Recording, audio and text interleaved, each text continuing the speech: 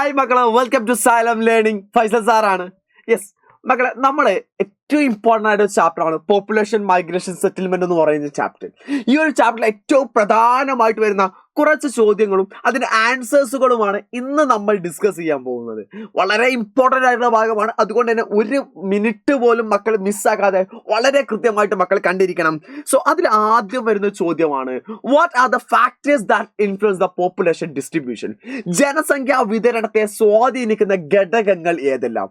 നമുക്കറിയാം, പോപ്പുലേഷൻ എന്ന് പറയുന്ന ജനസംഖ്യ എന്ന് പറയുന്നത് എന്താണ്? ഒരു രാജ്യത്തെ മൊത്തം ജനങ്ങളുടെ കൗണ്ടിനെ വിളിക്കുന്ന, എണ്ണത്തെ വിളിക്കുന്ന പേരാണ് ജനസംഖ്യ എന്ന് പറയുന്നത്. ഈ ജനസംഖ്യ എല്ലാ സ്ഥലത്തും ഒരുപോലെ ആയിരിക്കും? അല്ല, ഓരോ സ്ഥലത്തും മാറ്റമുണ്ട്. അതിന് ഓരോ സ്ഥലത്തും മാറ്റം ഉണ്ടാവാനുള്ള കാരണം എന്താ? ചില സ്ഥലങ്ങളിൽ കൂടാനും കുറയാനുമുള്ള കാരണം എന്താണെന്ന് ചോദിച്ചേ. അതിൽ ഒന്നാമത്തെ കാര്യം എന്ന് പറഞ്ഞാൽ, നമ്മൾ ഇംഗ്ലീഷിൽ പറയാന്നുണ്ടെങ്കിൽ അത് ഫാക്ടേഴ്സ് ചോദിക്കുകയാണെന്നുണ്ടെങ്കിൽ നമ്മൾ എഴുതാനാണ്. ഒന്ന് ക്ലൈമറ്റ്, കാലാവസ്ഥയാണ്. Climate, urbanisation, minerals, soils, availability of water, physiography, industrialisation. അഥവാ മലയാളത്തിൽ പറയുകയാണെങ്കിൽ കാലാവസ്ഥ, നഗരവൽക്കരണം, ധാതുക്കൾ, മണ്ണിനങ്ങൾ, ജലലഭ്യത, ഭൂപ്രകൃതി, വ്യവസായവൽക്കരണം. നിങ്ങൾ ആലോചിച്ചത് നല്ല കാലാവസ്ഥയുള്ള സ്ഥലത്ത് നന്നായിട്ട് ആളുകൾ ഉണ്ടായിരിക്കും.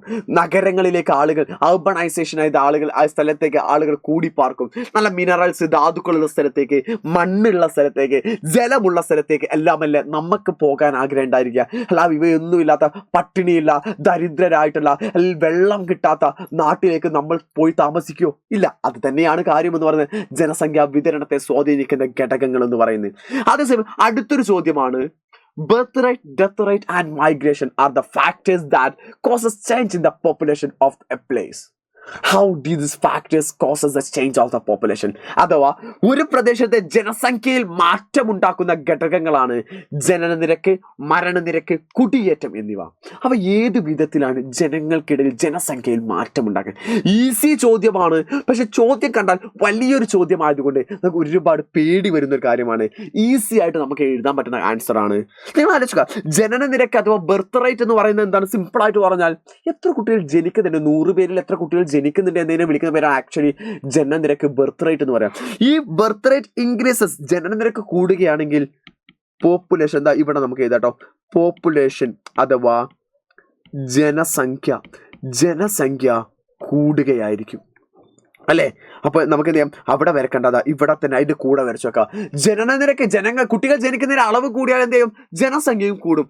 അതേസമയം മരണനിരക്ക് കൂടിയാലോ, ആളുകളുടെ മരിച്ചു പോകുന്നതിന്റെ അളവ് കൂടിയാലോ ജനസംഖ്യ, പോപ്പുലേഷൻ കുറയല്ലേ ചെയ്യാം.